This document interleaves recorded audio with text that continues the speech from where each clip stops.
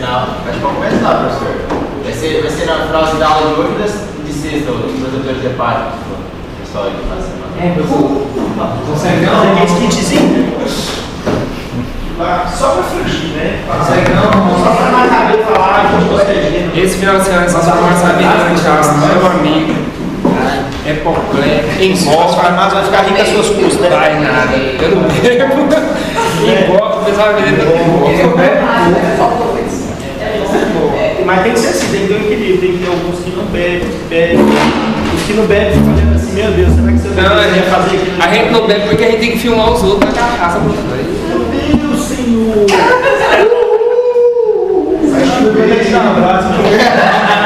Saudade de você. Que isso, professor?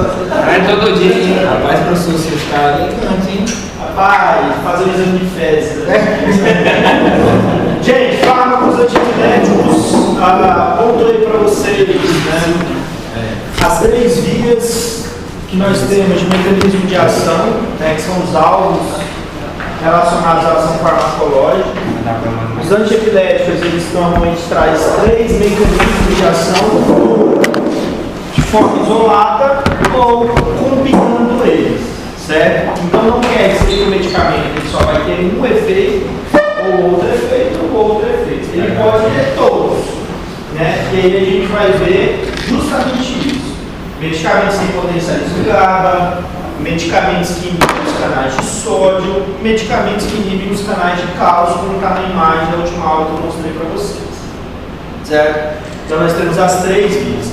Então, como eu coloquei, eu posso ter medicamento que age sobre uma via, né, Gabi? Eu posso ter medicamento que age sobre outra via, né, sobre a terceira, ou mesmo fármacos como o valproato que agem nas 3. O valproato ele consegue potencializar o GABA, inibir canal de sódio e também inibir canal de cálcio. Então a gente tem essas diferenças. Aí eu pedi para vocês darem uma olhada, né, que nós daremos continuidade aqui durante a aula. Então, iniciaremos falando sobre os potencializadores GABAérgicos. Potencializadores. Meu Deus, que roxinha é esse, mano? Aí eu digo o que está acontecendo? Já passou 10 anos lá, então Tá? Deixa que eu faço essa. Se eu já passei, foi o final da última aula. Não foi? Foi. Mas eu não andei muito não, né? Foi aqui. Foi.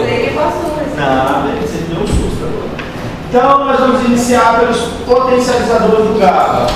Quando eu falo potencializador do GABA, até o que nós estudamos, benzodiazepínicos, que a gente tinha falado bastante já, ele é um potencializador do GABA. Só que a forma que ele potencializa o GABA é sendo um agonista alostérico do receptor GABA.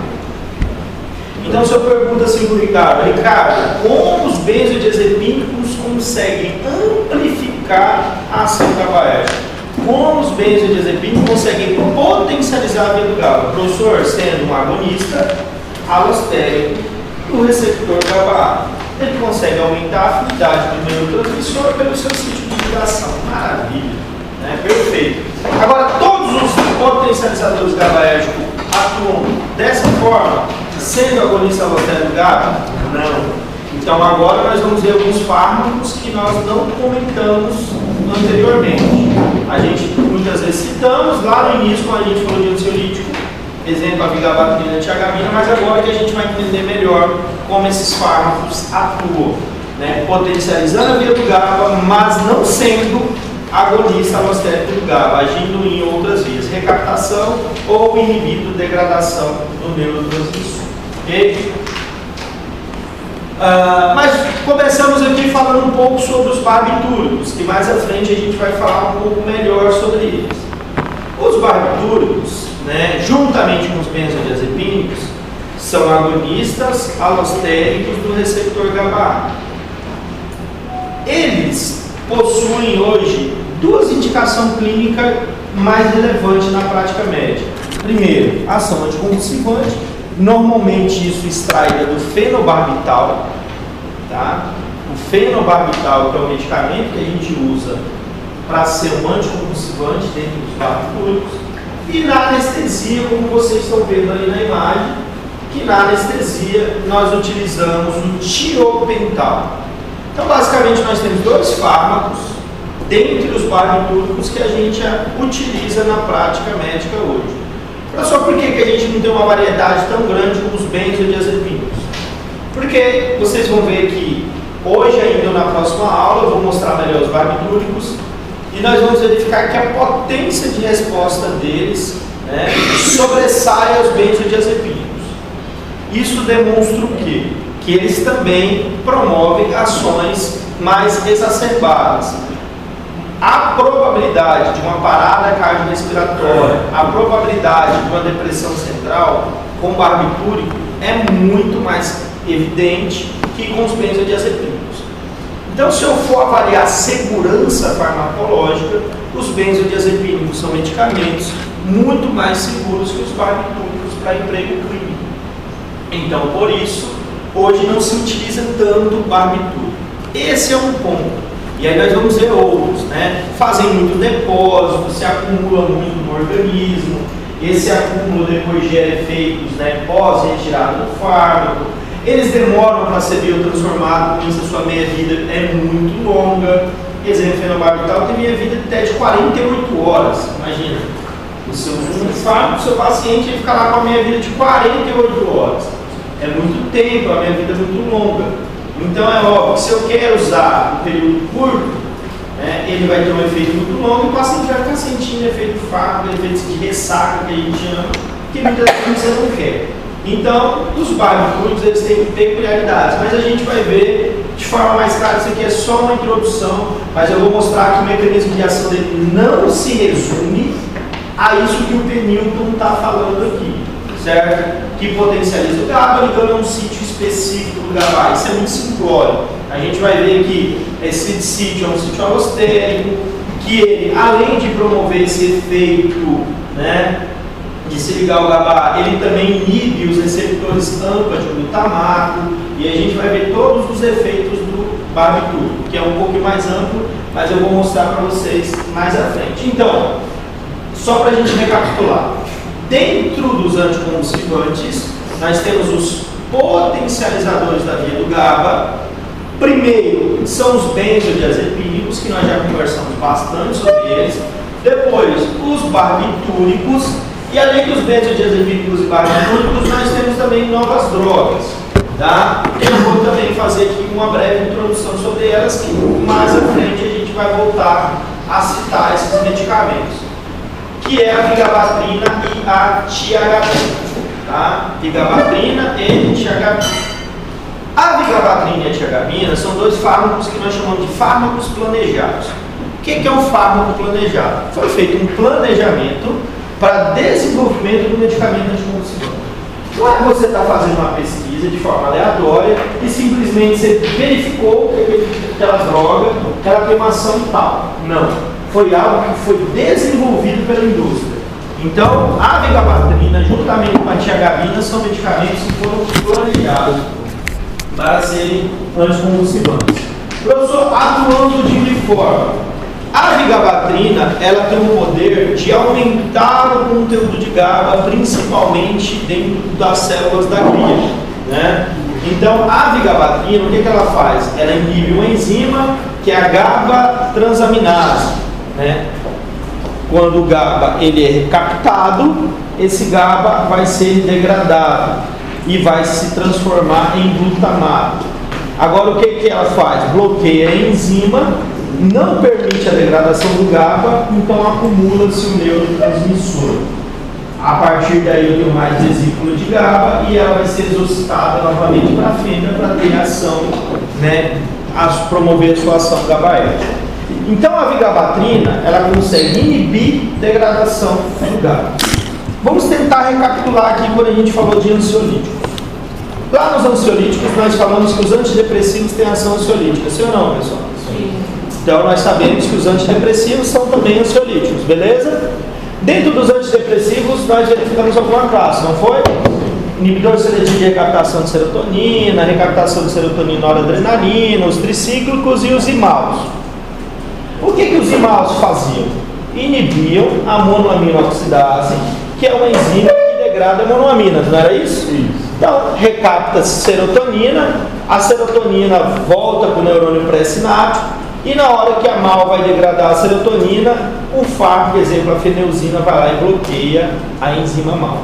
É a mesma coisa que acontece aqui, só que lá nós falamos de uma via de monoaminas, aqui nós estamos falando do GABA, de um neurotransmissor inibitório. Mas a ação é similar. Lá, um medicamento que bloqueia uma enzima que promove a degradação de neurotransmissor. Aqui também, medicamento que consegue inibir a degradação, porém, de um outro neurotransmissor. No caso, a ligabatina. E lembrando que essa ligação é irreversível. Aquela enzima fica inativada, não tem mais a possibilidade de promover, né, essa ação. O neurônio vai ter que sintetizar uma nova enzima se ele quiser promover o efeito novamente de degradação. Então isso vai gerar um tempo. Segundo medicamento, a tiagabina. A tiagabina não age sobre degradação. A forma com a qual ela potencializa a via do GABA, porque nós estamos falando de potencializadores GABAérgicos. Esse é o nosso tópico. Falamos benzodiazepínicos, barbitúricos, vigabatrina, agora a tiagabina. Então, dentro dos fármacos que potencializam a via do GABA, a tiagabina promove essa potencialização, bloqueando a recaptação do GABA. Aí, de novo, a gente volta lá para mostrar a semelhança entre a ação dos fármacos, que é aquela primeira imagem que eu mostrei para vocês quando eu comecei a falar de fisiologia. Alvos farmacológicos. E o alvo farmacológico da tiagabina é o quê? A proteína de recaptação. Porque à medida que o neurotransmissor é liberado na fenda sináptica, ele vai ter a sua ação em seus receptores e depois ele começa o quê, gente? Ser recaptado. Ou por uma célula da glia, ou mesmo pelo neurônio pré-sináptico. À medida que ele vai sendo recaptado, ele vai sendo degradado, ou ele vai sendo revesiculado e o processo continua. Agora, o que a tiagabina faz? Ela bloqueia a GAT1, que é a proteína de recaptação, tá? Promovendo esse bloqueio, o neurotransmissor não vai ser recaptado, ele vai ficar ali mais tempo na fenda sináptica, e esse maior tempo do neurotransmissor presente na fenda sináptica, obviamente, vai potencializar uma ação GABAérgica. Então, o que a gente já consegue perceber? Eu posso potencializar a via do GABA se ligando diretamente no receptor, amplificando aquilo que o GABA faz. Então, o benzodiazepínico promove isso. Os barbitúricos de forma similar, mas aí não só apenas potencializando, mas por si só promovendo o efeito, porque o barbitúrico não depende do próprio GABA para agir, ele sozinho já modula o canal. Eu posso agir na enzima que degrada o neurotransmissor e, consequentemente, aumentar o número de neurotransmissores para ação, ou eu posso inibir simplesmente a recaptação e fazer com que o neurotransmissor fique na fenda sináptica por mais tempo. Então, eu tenho diversos fármacos que possuem ação similar de potencializar a via GABAérgica. E aí vem o seguinte, que quando a gente fala da tiagabina e a vigabatrina, são medicamentos que causam menos tolerância e dependência. Então, são medicamentos que muitas vezes te dão maior segurança farmacológica. Então, por isso que eles foram fármacos desenvolvidos para serem anticonvulsivantes, porque eles vêm com menos efeitos colaterais e com menos reações adversas, tá? Mas, óbvio que não promovem a mesma potência dos barbitúricos e dos benzodiazepínicos, não conseguem promover a mesma potência. Os barbitúricos e benzodiazepínicos são mais potentes relacionados ao efeito. Então vai muito do quadro clínico do paciente, o que você busca e o que você espera do fármaco, para aí você promover uma boa escolha. Professor, qual é o nome do receptor mesmo que o GABA se acopla? GAT1. GAT1. É uma proteína de recaptação, é uma proteína transmembranaria. Então aqui alguns alvos, né, do que nós já estamos conversando, de alguns medicamentos que já falamos e outros que nós vamos ainda comentar. Então lá em cima, os agonistas alostéricos GABAérgicos, benzodiazepínicos e barbitúricos, né, que atuam diretamente no receptor GABA-A, promovendo uma ação direta sobre o receptor, favorecendo e amplificando as ações do GABA. Tá? Então, ali o grupo. Depois nós temos, ali do lado, a tiagabina, inibindo, né, a questão da recaptação, atuando sobre a gatilho no processo de recaptação, e a vigabatrina, que inibe a enzima GABA-transaminase, que está relacionado com, né, a degradação do neurotransmissor.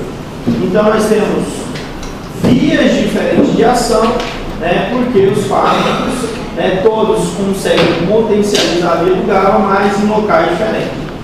Já mais abaixo nós temos a gabapentina, só que a gabapentina já é um outro mecanismo que nós vamos falar mais adiante. Né? A gabapentina não é um potencializador do GABA.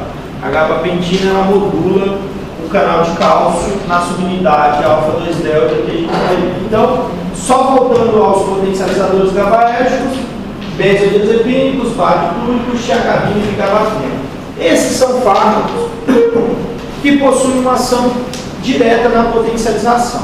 O professor se resume a eles, nenhum outro fármaco vai ter qualquer tipo de ação sobre o GABA, potencializando, não temos.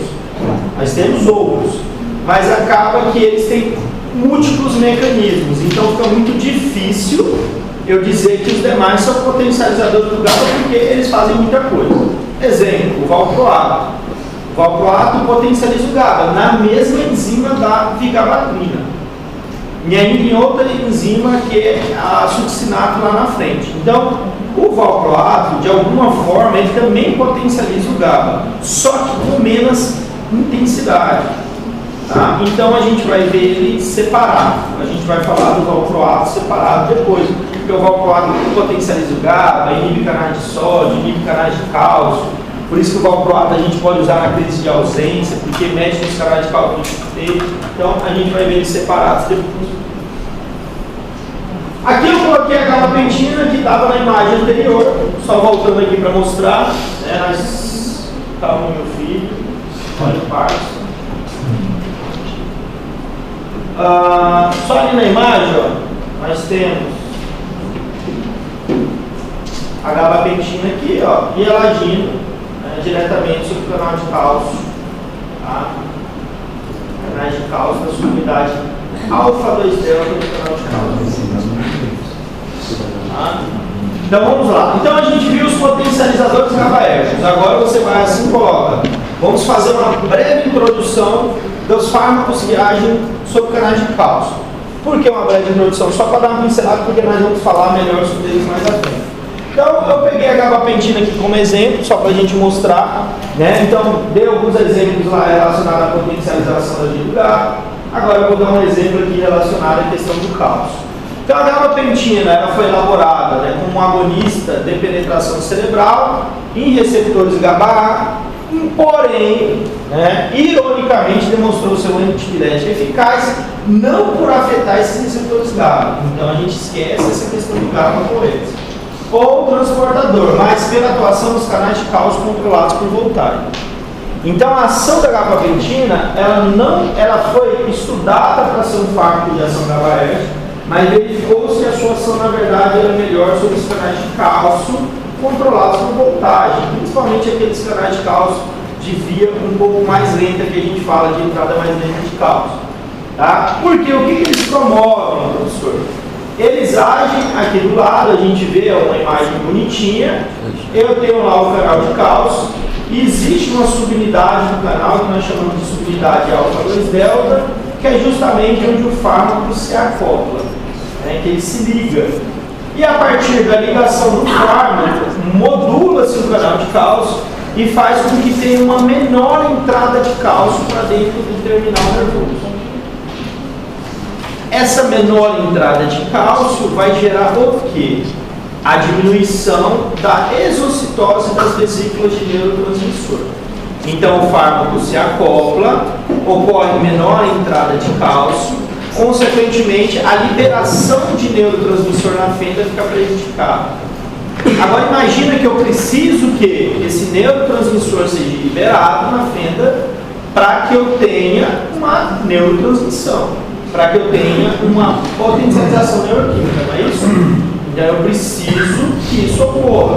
Então imagine, eu estou sensibilizando ali uma via de glutamato e esse glutamato precisa ser liberado, precisa se ligar aos seus receptores para que potencialize um efeito excitatório ali. À medida que eu consigo modular esse canal de cálcio, diminuir essa entrada do cálcio, eu vou diminuir a liberação desse neurotransmissor excitatório. E aí, quando a gente pensa qual que é o nosso tópico central, o nosso tópico é convulsão. Se a convulsão é um estado de hiperexcitação, onde os neurônios eles ficam no estado de transmissão elétrica de alta frequência, eu quero diminuir essa alta frequência de transmissão. E aí eu consigo através de um bloqueio de sinalização neurológica. Então, esses neurônios que estão hiperativados, esses neurônios que estão num potencial de ação de alta frequência, eu consigo modular e, consequentemente, estabilizar o paciente, principalmente nas crises parciais, porque esses fármacos como gabapentina, vigababrina, tiagabina são usados mais para crises parciais, certo? Mas esse é o mecanismo de ação da gabapentina. Último alvo, que são os canais de sódio. Também trouxe aqui alguns exemplos para a gente poder descrever sobre os canais de sódio. Então, temos potencializadores da via do GABA. Depois nós temos aqueles que conseguem modular canais de cálcio. E aí o exemplo que eu trouxe foi a gabapentina, mas nós vamos ver mais à frente outros, pregabalina, vamos ver valproato, o próprio clonazepam, rivotril, modula canal de cálcio também, a gente vai ver, tá? Mas o exemplo que eu dei lá foi a gabapentina. E aqui para finalizar, os fármacos que agem nos canais de sódio, tá? Dependente de voltagem. Nós temos dois medicamentos muito antigos, bem antigos mesmo, lá da década de 50, 60, que são fármacos utilizados até hoje, que modulam esses canais de sódio. Então nós vamos anotar aí. Primeiro, a fenitoína, certo? Todo mundo acha que conhece, já ouviu falar.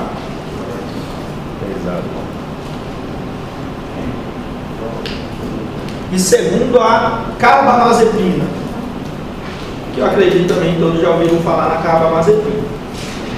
Então a fenitoína e a carbamazepina possuem como ação direta e central serem inibidores de canais de sódio, ok? Atuam sobre canais de sódio. Então vamos lá. Então muitos antiepiléticos afetam a estabilidade da membrana por ação sobre os canais de sódio dependentes de voltagem, que possuem a corrente de entrada necessária para a geração de um potencial de ação. E aí a gente lembra aquela questão da fisiologia, de polarização, despolarização, potencial de ação, aquelas cargas de voltagem, entrada de sódio, os fluxos de corrente, que eu acho que vocês devem ter estudado bem na fisiologia, e é justamente nessa questão elétrica e de carga de membrana que os medicamentos vão agir. Porque o canal do sódio ele tem estados, ele tem o seu estado inativo, o seu estado ativo, o seu estado de repouso. Então, o canal de sódio ele fica em estados diferentes. E é justamente quando perde o equilíbrio fisiológico desses estados que é onde vem o medicamento para tentar regular isso, para que ele saia desse estado de hiperatividade. Porque se o canal de sódio, o potencial de membrana, fica no estado de hiperexcitação, começa a acontecer um disparo atrás do outro. E os disparos ele entram num grau que a gente chama de alta frequência e isso leva o paciente a um quadro convulsivo. Professor, então a gente pode falar que esses inibidores do canal de sódio eles atuam para diminuir a hiperexcitação dos neurônios ou hiperatividade. Então vamos lá, aqui traz algumas informações que eu acho relevantes para a gente compreender um pouco da especificidade desses fármacos. Professor, como assim especificidade? Imagina que eu estou falando que é um fármaco de ação central. Imagina que eu estou falando que é um sistema nervoso central hiperativado. Só que será que são todos os neurônios? Será que isso ocorre parcialmente? Será que isso é uma crise, exemplo, epilética total? Será quais neurônios que eu preciso realmente ir lá e agir sobre eles? Então esse é o grande problema. Qual que é o meu alvo farmacológico? Vou dar um outro exemplo aqui para vocês. Imagine um paciente nosso com um câncer. paciente oncológico, paciente tem um tumor, sei que ele tem um tumor tireoide. O meu fármaco ele vai atuar sobre inibindo a proliferação celular, as fases de divisão celular. Porque nós sabemos que o tumor é quando normalmente aquela célula perde aquela fase G0 de replicação e começa a se proliferar de forma desordenada. Eu quero atuar sobre essas células tumorais ou eu quero atuar sobre as células de forma geral? Eu quero atuar muitas vezes sobre o quê? As células tumorais, não é isso? Só que muitos fármacos eles acabam o quê? Agindo sobre outras células. E isso traz efeitos colaterais. Mas eu quero cada dia o quê? Fármacos mais específicos que atuam sobre o alvo que eu quero, que é aquele tumor. Tranquilo, Tadeu?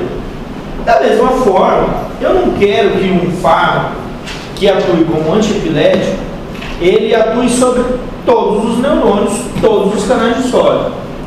Eu quero que ele tenha uma seletividade pelos neurônios hiperativados, hiperexcitados, aonde está ocorrendo os potenciais de alta frequência.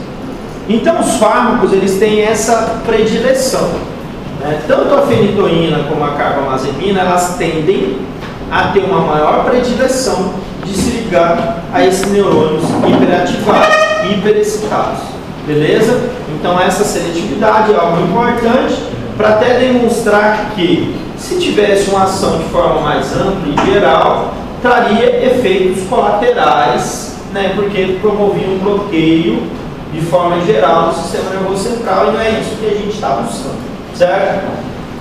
Então, sua ação bloqueadora mostra uma propriedade de dependência de uso, em outras palavras, bloqueiam preferencialmente a excitação das células que estão disparando potenciais de forma repetitiva, e quanto mais alta a frequência dos disparos, maior o bloqueio produzido. Isso em questão de efeitos colaterais, de seletividade, especificidade pelo sítio de ação é maravilhoso, né? Para o paciente e para o médico que está prescrevendo. Essa característica é relevante para a capacidade dos fármacos de bloquear a despolarização de alta frequência que ocorre na crise epilética sem interferir de forma indevida nos disparos de baixa frequência nos neurônios que estão no seu estado normal. Origina-se da capacidade dos fármacos bloqueadores discriminar canais de sódio em seus estados diferentes, que nós chamamos de estado de repouso, estado aberto ou estado inativado. Ok? Então, os medicamentos eles têm predileção justamente para se ligar nesses neurônios que estão hiperativos. A despolarização de um neurônio aumenta a proporção de canais de sódio no seu estado inativado. Os antiepiléticos tendem a se ligar preferencialmente nos canais deste estado, impedindo de retornar ao estado de repouso. E, desse modo, reduzindo o número de canais funcionais para gerar um novo potencial, que é um estado aberto. Então, eles vão se ligar quando o neurônio estiver lá o canal de sódio no seu estado inativado, o fármaco ele consegue se ligar, impedindo que esse canal de sódio volte ao estado de repouso, e é justamente nesse estado de repouso que ele fica muito mais propício, né, a abrir para que ocorra uma entrada de sódio e aí disparar um novo potencial de ação. Então o medicamento ele atua dessa forma. Quando vocês estiverem, não sei se também já passaram, talvez na cirurgia, técnica cirúrgica, quando o professor foi falar sobre algum anestésico, os anestésicos locais, eles também atuam sobre canais de sódio. Por exemplo, a lidocaína. A lidocaína ela atua também sobre canais de sódio, tá? Só que aí são medicamentos que têm ações bem diferentes. Mas a lidocaína é um fármaco que atua sobre canais de sódio, tá? Só para a gente colocar. Anestésicos locais, os gerais não. Os anestésicos orais normalmente são agonistas GABAérgicos. Aqui só mostrando questão de inibição, né, de impulso nervoso, justamente a inibição desses canais de sódio, para que não ocorra esse potencial de ação, né, esse disparo, e consequentemente a partir desse potencial e esse disparo, a liberação de neurotransmissores, principalmente relacionados ao glutamato, né, que é o neurotransmissor excitatório. Aqui a gente tem um resumo das ações desses medicamentos. Então, inibe os canais de sódio, como nós falamos, retarda a recuperação do estado na sua forma, né, ativa, nesse estado de repouso e depois estado aberto. Suprime, obviamente, o potencial de ação, que é isso que a gente quer fazer. Lembrando que é o potencial de ação que vai promover a comunicação dos neurônios lá na frente. Age sobre neurônios, principalmente dos hiperativos. E esse ponto, a última linha ali, é importantíssimo, ficar bem claro. Não serve para tratar crises de ausência. Anticonvulsivantes que atuam sobre canais de sódio. Anticonvulsivantes que têm ação simplesmente sobre a via do GABA não funcionam para crises de ausência. E aí eu acho que na última aula eu citei para vocês quem são os fármacos usados para crise de ausência. Toda vez que a gente fala em crise de ausência, ou se utiliza como primeira escolha valproato, segunda escolha clonazepam, terceira escolha etoxicimida. São os 3 fármacos usados, porque todos eles atuam sobre os canais de cálcio do tipo T, que são canais de cálcio de ação e fluxo mais lento de cálcio. Tá? Canais de cálcio do tipo T. Tá? Então, fenitoína, carbamazepina, vigabatrina, tiagabina, todo mundo que nós falamos, fenobarbital, nenhum desses nós utilizamos para crise de ausência. Como a crise de ausência, se a gente for avaliar a questão estatística, ela é muito mais condicionada e relacionada à pediatria, então a gente dá predileção ao valproato, porque o valproato é muito seguro, porque ele não tem ações sedativas e ele tem baixa toxicidade. Então, por isso que ele acaba sendo a primeira escolha. Anotou, Tadeu? Vamos lá. Então, a fenitoína, né, que é um inibidor dos canais de sódio, possui uma ação antiepilética clássica.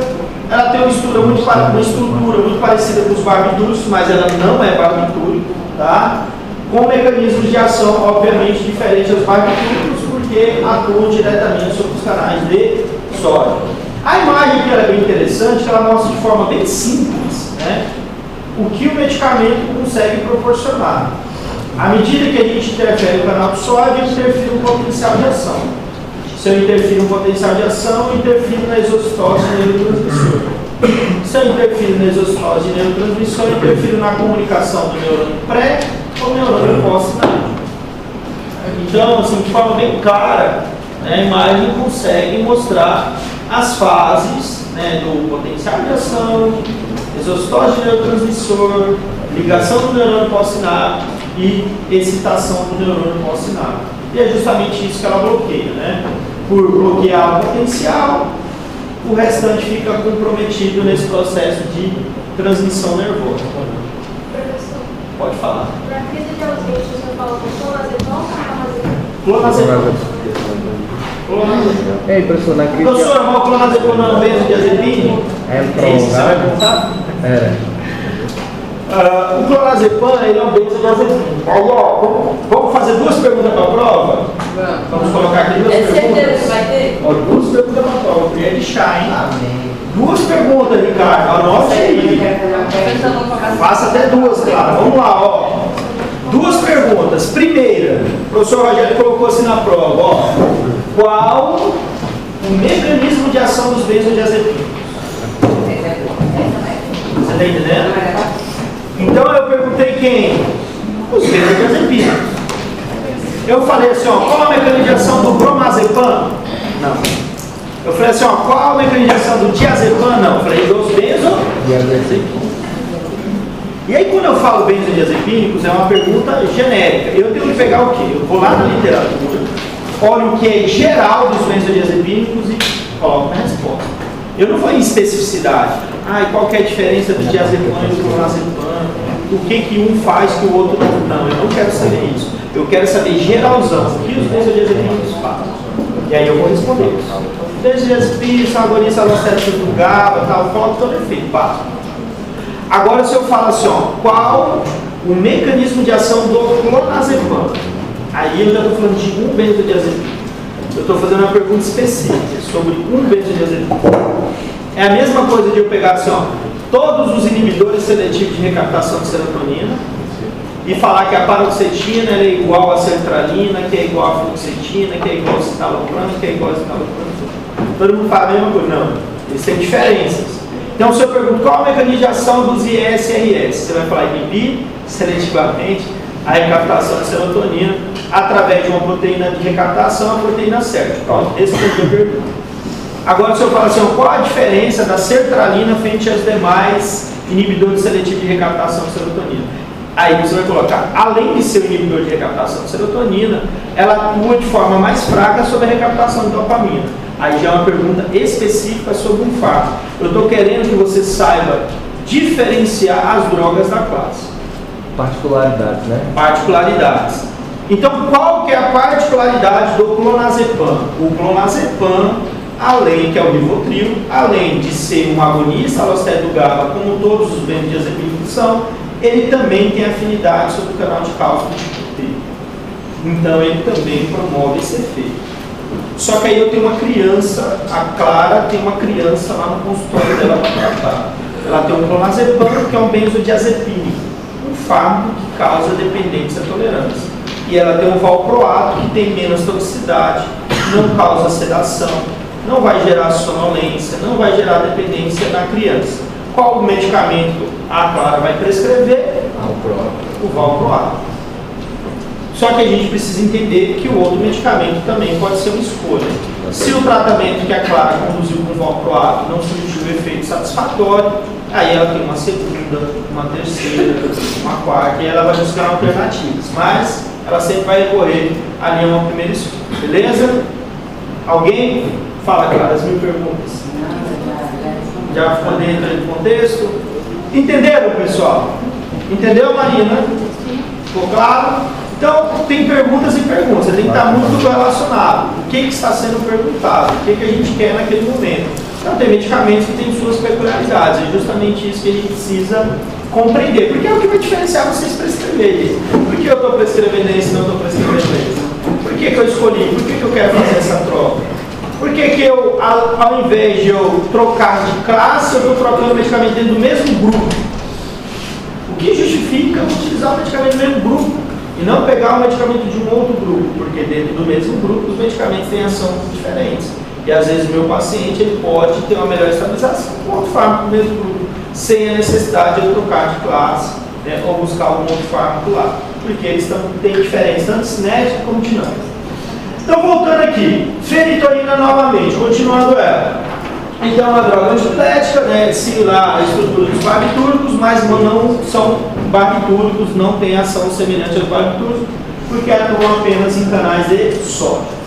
Aqui em relação à questão cinética, né, são medicamentos que têm boa absorção, a fenitoína, a carbamazepina também, são fármacos de boa absorção, tá? Então eles têm uma boa biodisponibilidade. O problema delas está relacionado à questão de uma alta taxa de ligação com a albumina.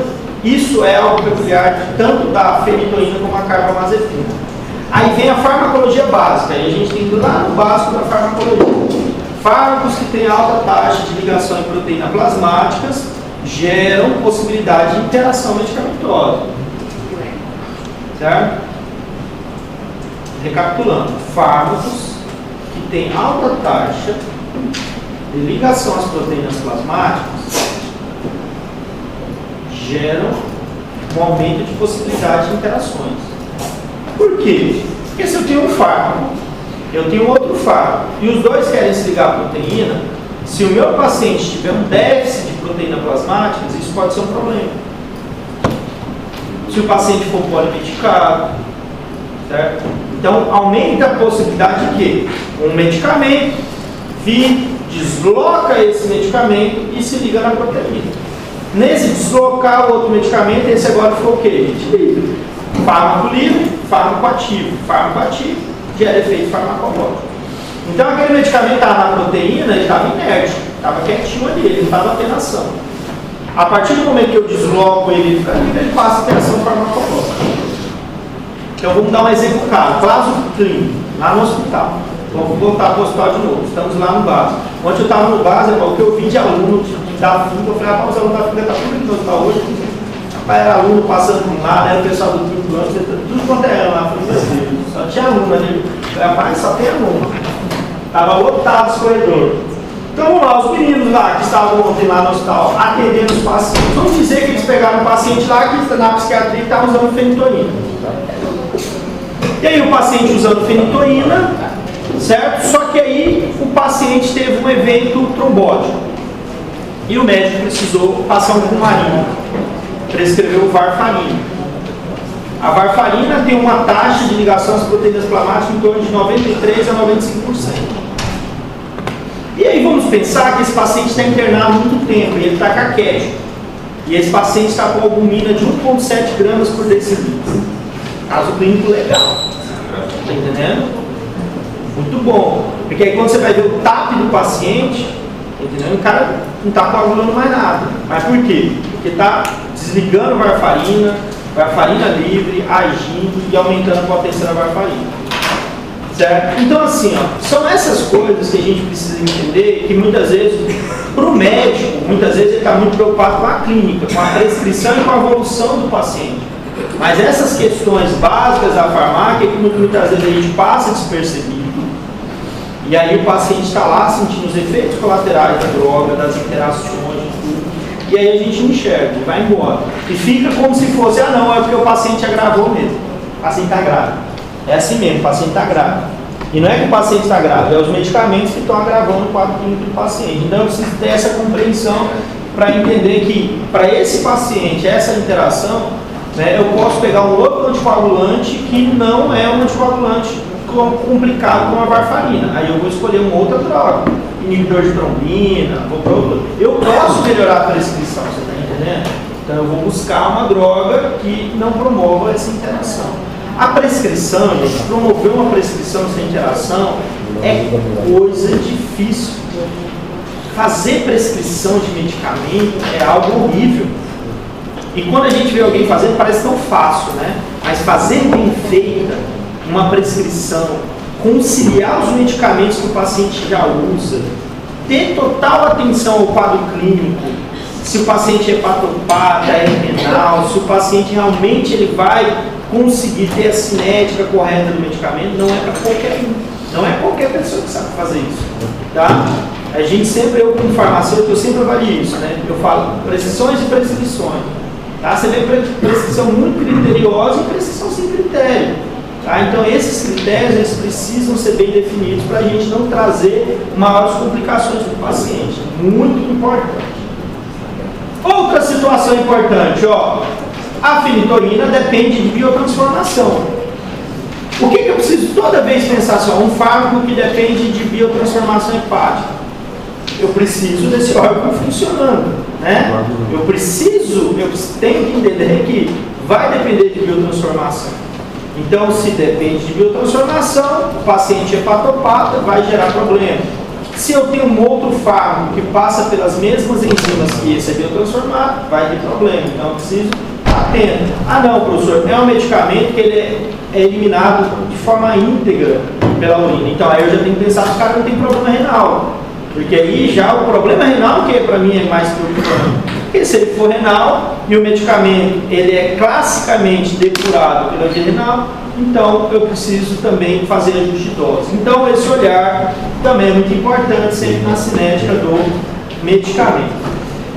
E aqui falar um pouco da carbamazepina, colocamos um pouquinho a fenitoína, tá? Então vamos falar um pouco sobre a carbamazepina, que da mesma forma da fenitoína é o inibidor dos canais de sódio.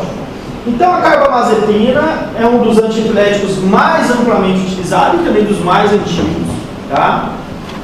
E quimicamente derivado dos antidepressivos tricíclicos. Por quê? Porque ela tem uma semelhança estrutural com os tricíclicos, né? A carbamazepina estruturalmente ela é muito parecida com os tricíclicos. E foi verificado que inibe crises eletricamente provocadas em camundongos e a partir daí foi introduzida na prática clínica. Esses slides também pode ser uma outra pergunta muito interessante. Certo, Guilherme? Uma pergunta top. Eu preciso de dar atenção de vocês nele. E muita atenção. Porque às vezes eu falo e eu entendi. Chega na prova, eu percebo que não entendi. Né? Então esse é o problema. Então vamos lá, a gente precisa entender de verdade esse negócio. Então vamos ler aqui, ó. Vamos ler aqui bem calmo. A carbamazepina é bem absorvida. Show de bola. Porém, de maneira lenta após a administração oral. Porém, de maneira lenta. Então ela é bem absorvida, porém de maneira lenta após a administração oral. Sua meia-vida. Aí o que acontece, gente? Na prova, o Baldinho não lembra o que é meia-vida. Vou usar um termo bem bonito. Cagou a prova do Baldinho. Né? Porque ele já não consegue, gente. Como é que eu vou desenvolver o negócio? Você está entendendo? Eu começo a ler. Se eu não consigo ler o enunciado, lascou a minha prova. Não é verdade? Eu tô aqui, ó. Eu preciso montar uma linha de raciocínio. O que o professor está querendo, meu Deus? Aí vem a meia-vida, biodisponibilidade, índice terapêutico. Eu não sei o que é índice terapêutico, eu não sei o que é biodisponibilidade, eu não sei o que é meia-vida.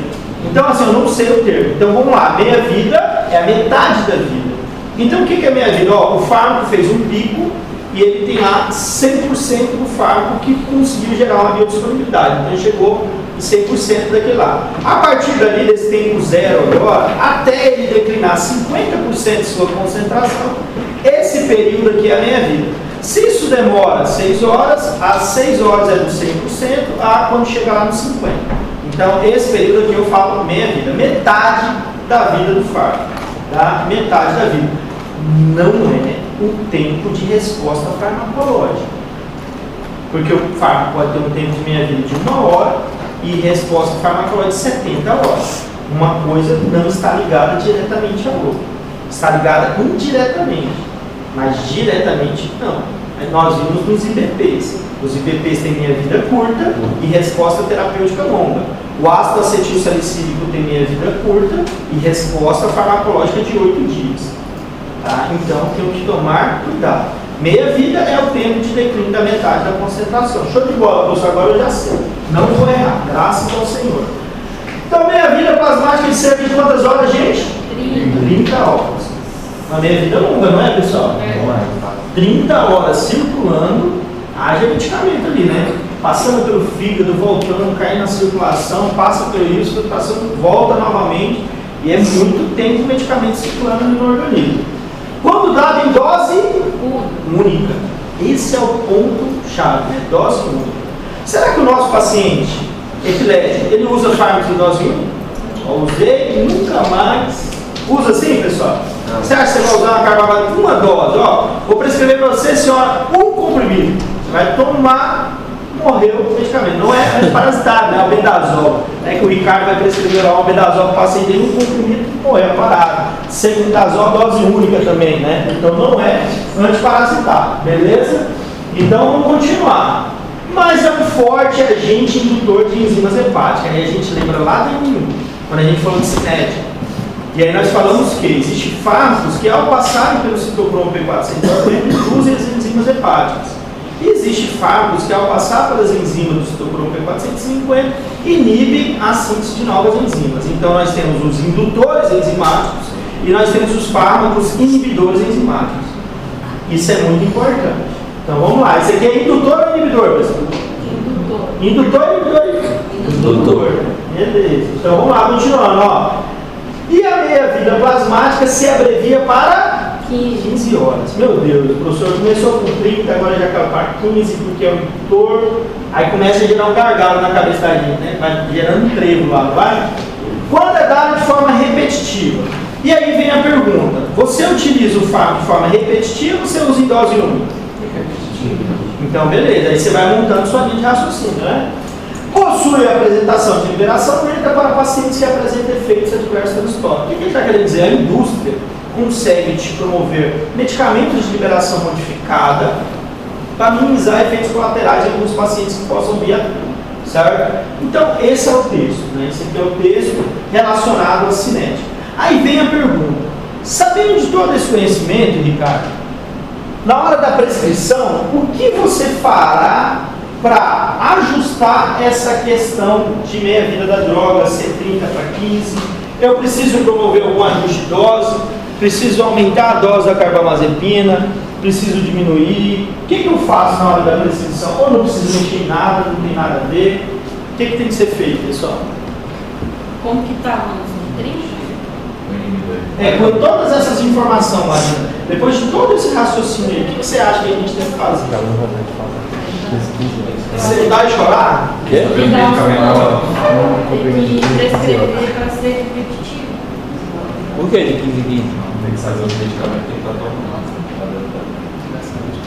Tomar de 15 em 15? Ele do 13 de março, você não sabe os medicamentos, você vai cagar com os medicamentos que ele está tomando. Justamente isso, Ricardo. Ó, vamos lá. Sobre a fármaco, eu não preciso fazer nada. Porque a literatura já sabe disso, não está passando essa informação para a gente? Então, se a literatura já está nos dando essa informação, a indústria já sabe dessa informação. Então, lá na indústria, na hora da produção, a posologia que vem na bula, a posologia que tem lá em todos os protocolos terapêuticos, já está ajustado. Então, já se sabe que a carbamazepina é um indutor enzimático e ela consegue, preste muita atenção nessa informação. O que está acontecendo ali? Vem a primeira dose, o medicamento é absorvido, entra na circulação intrahepática, ele é biotransformado. Então, quando ele é biotransformado, o que ele faz além de ser biotransformado? Ele ativa a síntese de mais enzima do citocromo pré-450. E aí ele vai para a grande circulação. Quando vem as novas doses, o que vai acontecendo? Tem mais enzima ali presente. Então, o que a carbamazepina faz? Ela acelera o metabolismo dela mesma. Então, ela não está interagindo nesse momento com ninguém, ela está interagindo com ela mesma. Ela induz as enzimas que a metabolizam. Então, por isso que a meia-vida dela era 30, caiu para 15. E isso é algo natural dela, já se sabe, não tem problema nenhum com isso. Você está entendendo? Porque na hora de colocar a posologia, eu vou colocar o que lá? Sabendo que a minha vida dela é de 15 horas. E não de 30. Isso é tranquilo para a indústria, não tem problema nenhum. Agora, qual que é o problema? O que o Ricardo falou. Os outros medicamentos. Você está entendendo? Aí eu tenho que me preocupar com os outros fármacos. Por isso que eu volto com vocês, gente. Promover uma prescrição, sem interação medicamentosa, toda ajustada, é uma missão quase impossível. É muito difícil. Eu falo para vocês, de cada 10 prescrições que eu pego no hospital, 6, 7 tem interações medicamentosas que poderiam ser corrigidas. Nesse caso, Muita interação. Aí o que a gente tem que tomar cuidado? Eu tenho lá um paciente, beleza, está tomando carbamazepina, show, peguei lá da posologia, estou fazendo o correto, professor. Só que aí vem a varfarina que eu falei para vocês.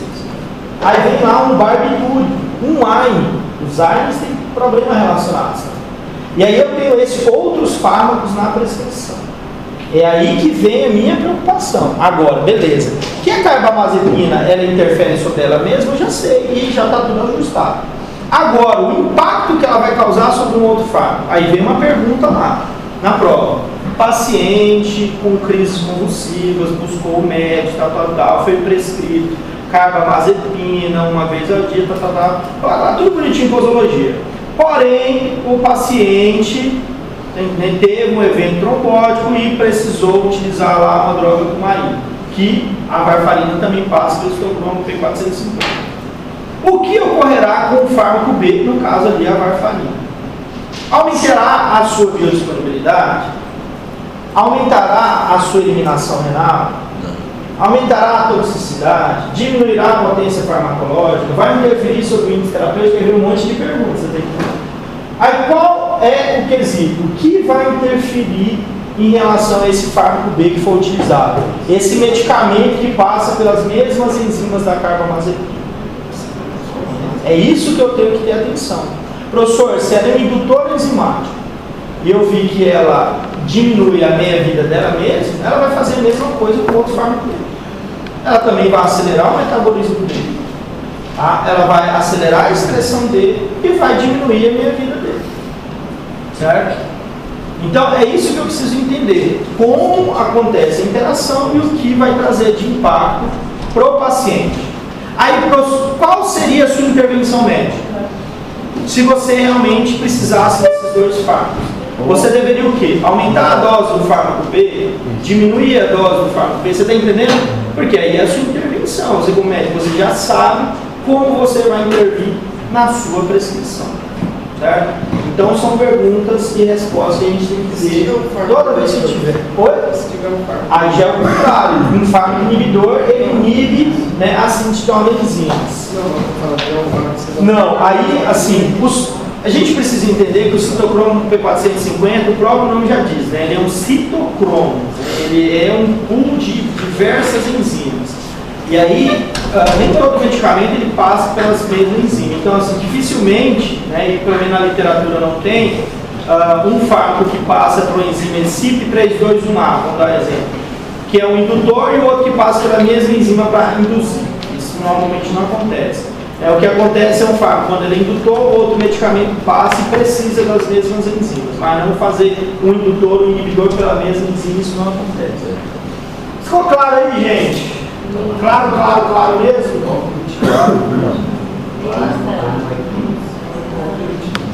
Claro como eclipse? Fui olhar para aquele negócio daquele eclipse, eu quase fiquei cego. Que coisa horrível. E lá no meu, eu estava dando aula lá na empresa. Eu pensei, não, professor, vamos lá olhar. Vamos. Efeitos adversos, olha. Nesse exemplo que o senhor deu da carbamazepina. Carbamazepina. Ali está errado, perdão, tá? É carbamazepina, né? Tá. Um exemplo desse carbamazepina, se tomar a varfarina.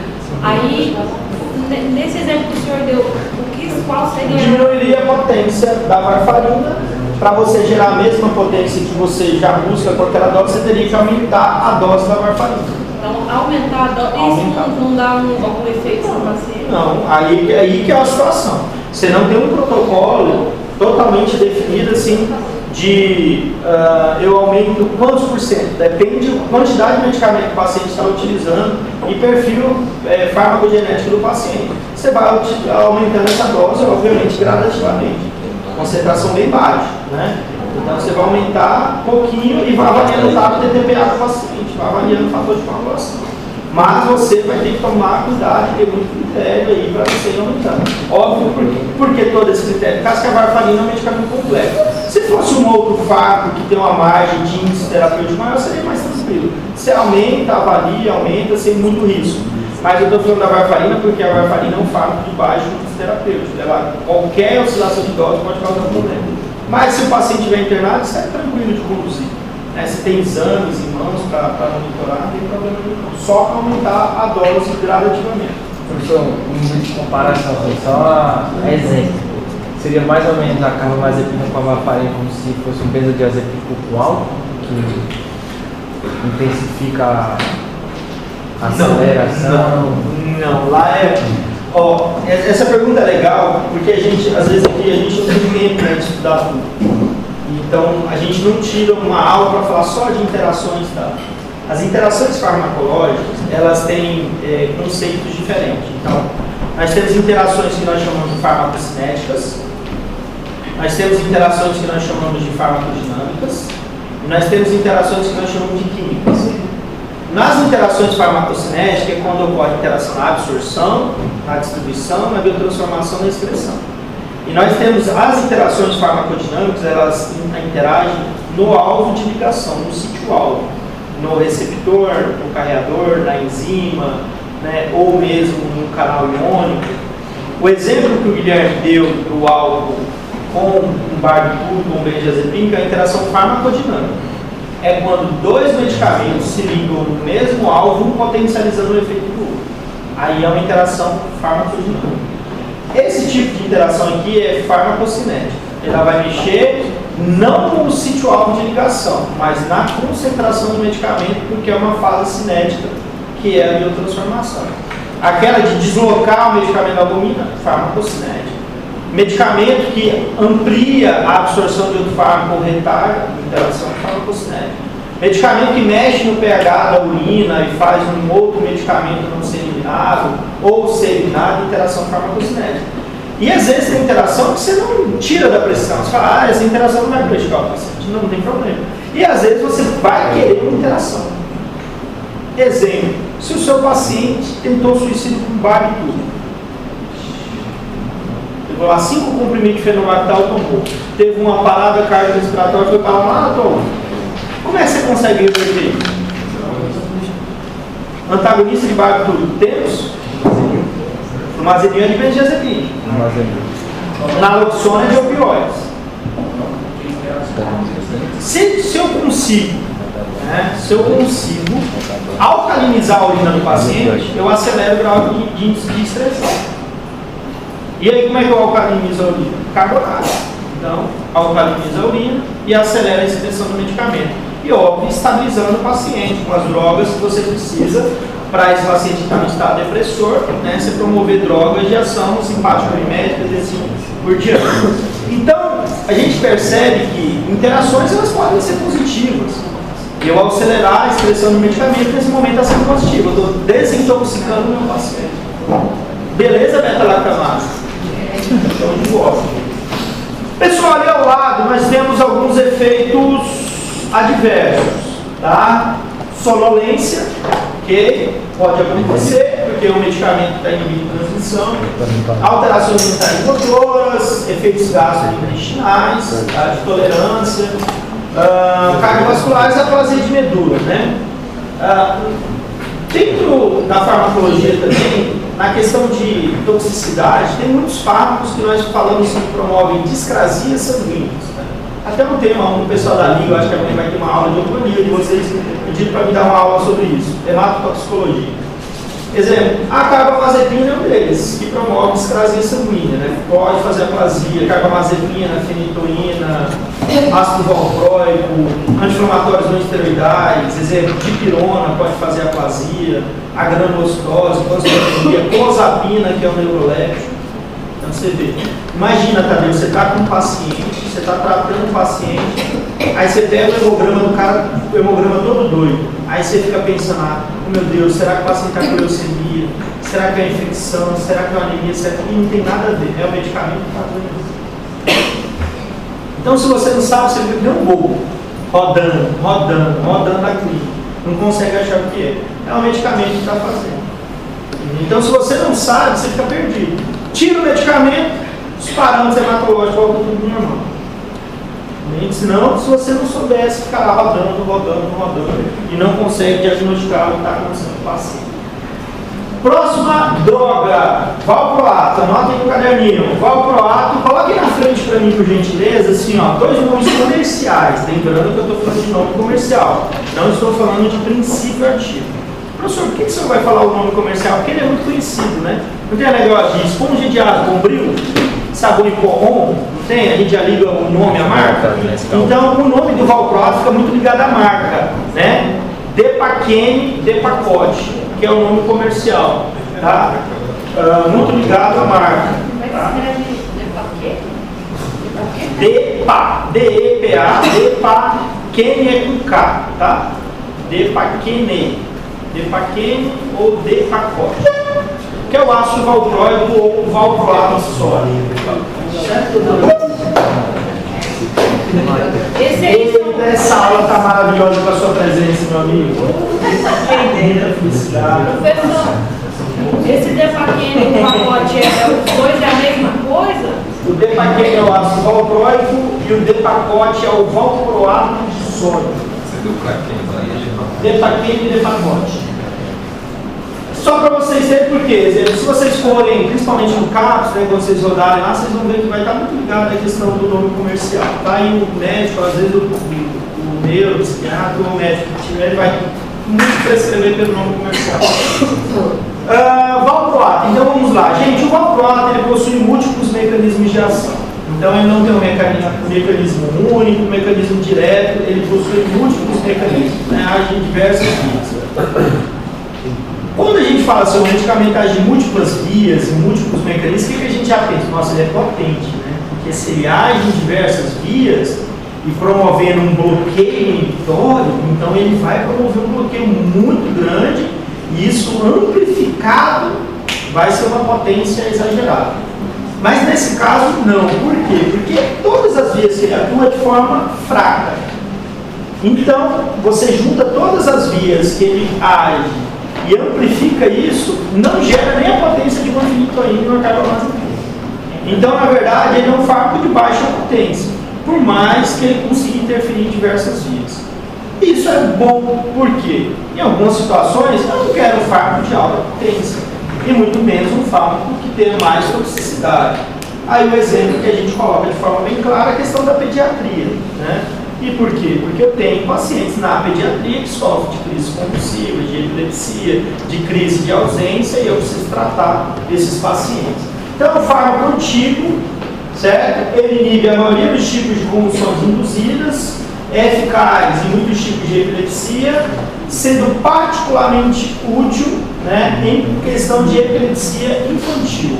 Ali está repetida, né, 2 linhas, mas epilepsia infantil, nos quais ele possui baixa toxicidade e sua falta de ação sedativa são importantes, porque ele não é um sedativo, ele não vai gerar sedação do nosso paciente. Então, é um efeito importante, benéfico, né? Porque como ele não traz uma sedação, é muito mais seguro, né, para tratar, principalmente na questão da pediatria, tá? E ele é um fármaco que também tem pouca toxicidade. Aqui relacionado ao mecanismo de ação, gente, é um resumo do seu mecanismo de ação. Resumo do resumo. Então, se eu fosse vocês também, copiar e tirar uma foto para depois vocês guardarem. Como são múltiplos mecanismos, eu citei aqui os principais, né? Ele age ali no sistema nervoso central, interferindo sobre a via do GABA, então ele é um potencializador GABAérgico. Mas por que eu não coloquei ele lá nos potencializadores GABAérgicos? Porque ele não faz só isso, ele não fica específico sendo um potencializador GABAérgico, ele age em diversas vias, tá? Professor, como ele consegue potencializar a via do GABA? Agindo sobre 2 enzimas, a GABA-transaminase e a semialdeído-succino desidrogenase. Okay? Então ele age sobre essas 2 enzimas. Então, primeiro ponto, potencializador GABAérgico. Segundo, ele atua sobre canais de sódio. Então ele inibe canais de sódio, que é basicamente nós estávamos conversando sobre a feniclina e a carbamazepina. Beleza? Terceira situação, ele inibe os canais de cálcio do tipo E. Aí por isso que nós colocamos ele lá como uma indicação clínica na crise de ausência, certo? Então, o que explica o motivo de ser eficaz contra a crise de ausência, né? Ele, juntamente com a etoxicimida e juntamente com o clonazepam, tá? Então, esses são os 3 mecanismos. Consegue potencializar a via GABAérgica, inibir os canais de sódio e também inibir canais de cálcio do tipo B, tá? E aqui mostrando, né? Nós temos lá a vigabatrina, que a gente tinha falado, ó, GABA-transaminase, o valproato também tem uma ação sobre a GABA-transaminase. Uma ação sobre a semialdeído-desidrogenase, que também é uma enzima que está relacionada, né, à questão do GABA. Aqui mostramos os demais fármacos e só ilustrando de forma bem clara como ele consegue agir na via GABAérgica. Então, facilita a transmissão do GABA, né, que é o principal neurotransmissor inibitório, aumentando sua síntese, diminuindo sua degradação e promovendo, obviamente, a entrada de cloreto no neurônio pós-sináptico, interferindo no potencial de ação por diminuir a capacidade de propagação do sinal desse neurônio pós-sináptico. Então, esses aqui são os principais efeitos do valproato ou ácido valproico, né, que é um medicamento bastante usado, ok? Então, os 3 fármacos que eu tinha citado para vocês, anotem os 3 aí dos canais de cálcio do tipo T, etoxicimida, valproato e clonazepam. Na ordem, né, de indicação clínica, o valproato é a primeira escolha, depois a gente sempre pensa no clonazepam, a etoxicimida é pouco utilizada, tá? A gente tem até pouco laboratório que produz etoxicimida, não é um medicamento tão usado. Então, todos os fármacos que são eficazes na crise de ausência, né, eles compartilham de um efeito similar, que é agir sobre os canais de cálcio do tipo T. A atividade sobre esse canal é importante na determinação da despolarização rítmica dos neurônios do tálamo associados à crise de ausência. Porque verificou-se que a crise de ausência está relacionada à questão rítmica desses neurônios talâmicos. E é justamente agindo nessa região, sobre os canais de cálcio tipo T, e é justamente os efeitos mais positivos, né, os fármacos que trazem efeitos mais positivos relacionadas às crises de ausência. Por isso que os 3 são fármacos de primeira escolha. Aqui eu deixei para vocês a questão do mecanismo, coloquei toda seguida como uma droga, né, para dar o exemplo. Principal efeito de inibição sobre os canais de cálcio tipo T, que desempenha um papel importante na geração do ritmo de neurônios talâmicos, que produzem um eletroencefalograma de padrão de Pick, uma das características nas crises de ausência. Então, lembrando sempre que esses canais são justamente onde ocorre a entrada do cálcio e a liberação de neurotransmissores excitatórios, principalmente o glutamato. Então você impede a liberação desse neurotransmissor excitatório, então você faz com que esse disparo, esse potencial de ação não gere uma excitação pós-sináptica. Okay? Não gere uma excitação pós-sináptica. É isso que a gente busca. A modulação dos canais de cálcio, eles podem ter com diversos tipos de medicamento, tá? Mas relacionada especificamente aos canais de cálcio do tipo T, modulação, são esses 3 fármacos. Porque, exemplo, quem mais modula o canal de cálcio a nível do sistema nervoso central? Opioides. Opioides atuam sobre o canal de cálcio. Não é isso? Quando a gente fala lá, quando o opioides liga ao seu receptor, o que ele faz? Fecha o canal de cálcio, principalmente pré-sináptico, abre os canais de potássio pós-sináptico, gera inibição pré e pós-sináptica, mas atua sobre o canal de cálcio. Então ali é uma ação diferente, não é isso aqui. Tá? Não é um canal de cálcio específico do tipo T. Tá? Então é uma ação totalmente de modulação diferente. A gabapentina e a pregabalina agem de outra forma, na subunidade alfa-2-DE de canais de cálcio dependente de voltagem, mas não específico canais de cálcio do tipo T. São canais de entrada de via mais lenta. Então, existem diferenças, por isso que a gente não pode colocar todos os medicamentos dentro do mesmo grupo, tá? É isso que eu estou tentando mostrar para vocês. Para os retardatários que chegaram atrasados, pessoal, eu falei que eu ia acelerar, porque eu tenho um compromisso, infelizmente, daqui a pouquinho, tá? E aí eu vou fechar aqui com vocês os barbitúricos. Então, vamos só anotar aqui e compreender nossa linha de raciocínio. Nós pegamos 3 grupos de alvos de ação de anticonvulsivantes. Falamos um pouquinho sobre os fármacos que potencializam o GABA, depois nós vemos alguns exemplos de fármacos que atuam sobre canais de sódio, depois demos alguns exemplos de fármacos que atuam sobre canais de cálcio.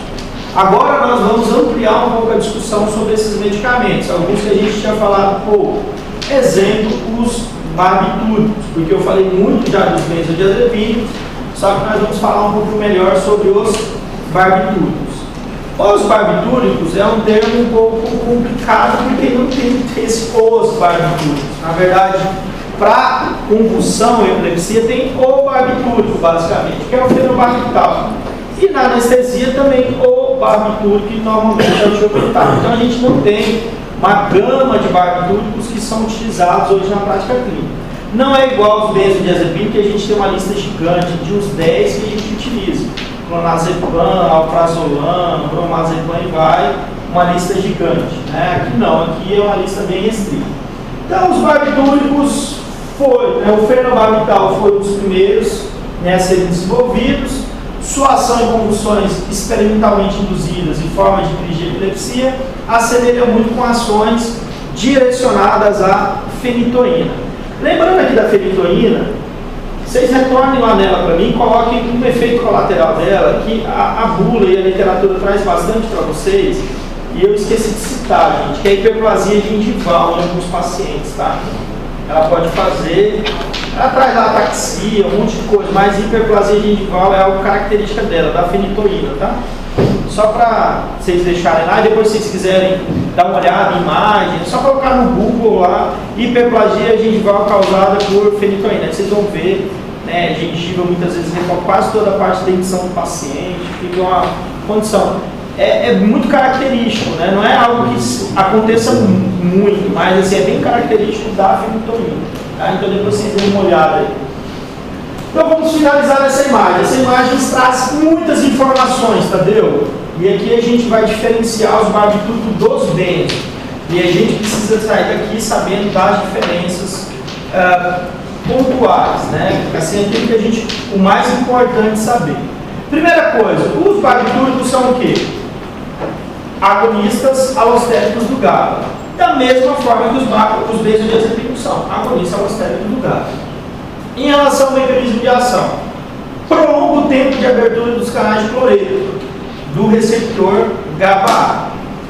Prolongar a abertura do canal é diferente de promover maior proporção de abertura de canal.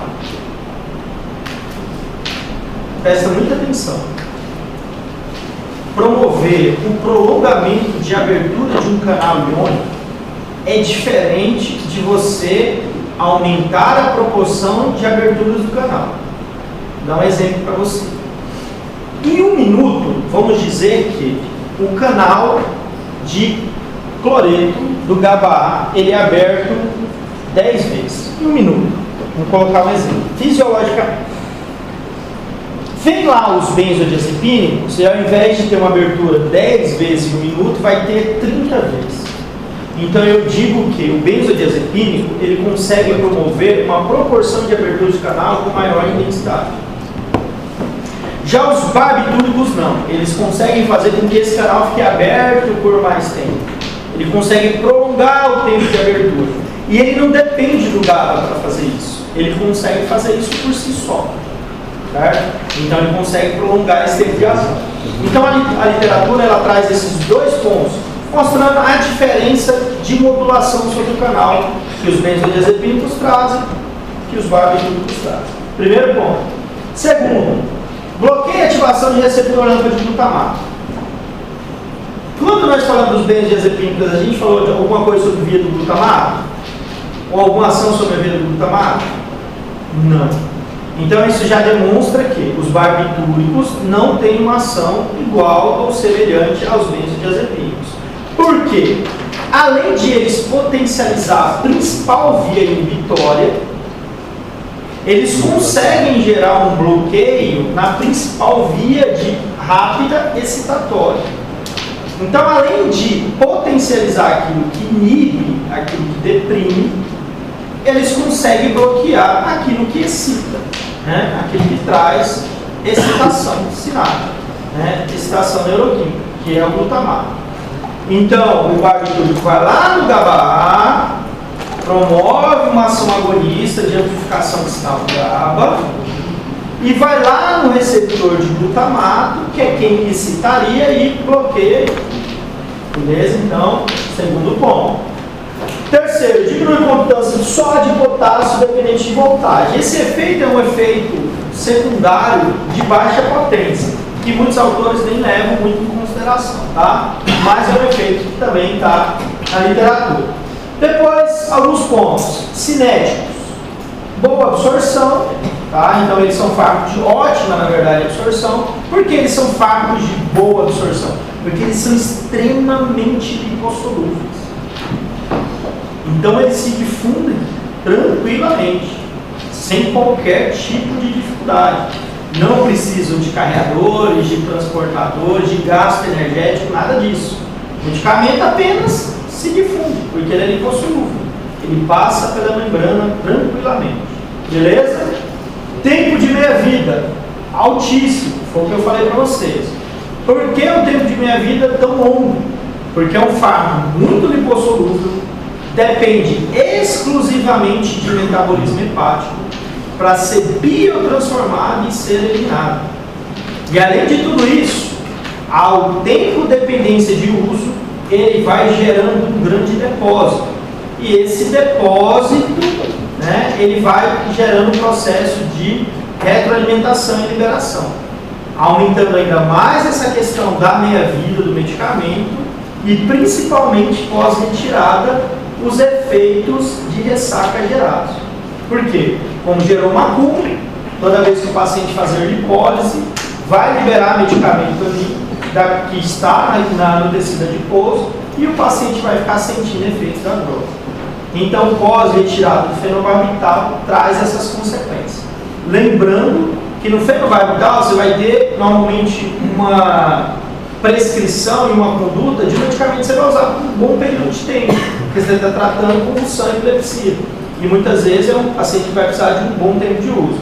Lá na anestesia com tiopental, não. A anestesia é um uso mais estreito. Só que também vai gerar efeitos de ressaca que a gente vai ver em pouco tempo de uso, com pouco tempo de uso. Tá?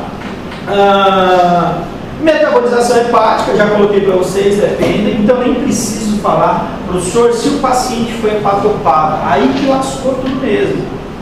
Essa meia-vida vai ficar maior ainda. O índice de toxicidade maior ainda, porque se o paciente tem dificuldade de metabolizar e eliminar, vai ter maiores complicações. Excreção renal, né? É um medicamento que, para ser eliminado, ele precisa ser biotransformado. Então eu preciso biotransformar para poder eliminar a droga, certo? E aí, aumentando a alcalinização da urina, acelera-se o processo de eliminação renal, ok? Então, como eu falei para vocês, é uma forma de desintoxicar o paciente. Alguns efeitos adversos, sedação, tá? Ele tem maior poder sedativo que os benzodiazepínicos, tá? Irritabilidade, hiperatividade, depressão cardiorrespiratória, interferência no desenvolvimento cognitivo. E ali o principal que a gente precisa sempre levar em consideração é a questão da teratogenicidade. O barbitúrico é contraindicado na gestação. Tá? E aqui algumas outras indicações clínicas, crises focais, né, generalizadas, e agrava em situações de ausência, crises atônicas e síndrome de West. Tá? Então só algumas informações. Mas o que a gente precisa ficar claro? Que os benzodiazepínicos e barbitúricos são drogas agonistas alostéricas do GABA, que possuem ação bem diferente. Certo? Isso que eu quero ter isso na cabecinha de vocês. Tanto que a gente vê benzodiazepínico na ansiedade, como hipnótico sedativo, como anticonvulsivante, como pré-anestésico em diversas situações. E nós não vemos os barbitúricos com todas essas indicações. Hoje, normalmente, se usa barbitúrico mais na questão da convulsão e anestesia, raramente a gente usa tiopental. Só algumas cirurgias de crânio e são algumas cirurgias que a gente precisa de uma melhor estabilização com a pressão intracraniana. Mas dificilmente utiliza tiopental como anestésico. Raramente se utiliza. Muito mais propofol, midazolam e os inalatórios, derivados do alotano, sevoflurano, influrano e assim por diante. Tá? Pessoal, era isso. Infelizmente, eu falei que hoje seria só ter um intervalo. Eu tenho um compromisso que eu não consegui mandar o externo no meu lugar. O pessoal não aceitou. A gente vai dar continuidade aqui. Nós temos ainda algumas coisas de anticonvulsivante para falar, certo? Nós vamos falar principalmente ainda de alguns fármacos aí de forma mais aprofundada. Mas na próxima aula a gente encerra anticonvulsivantes e a gente entra em antidepressivos, só para montar uma linha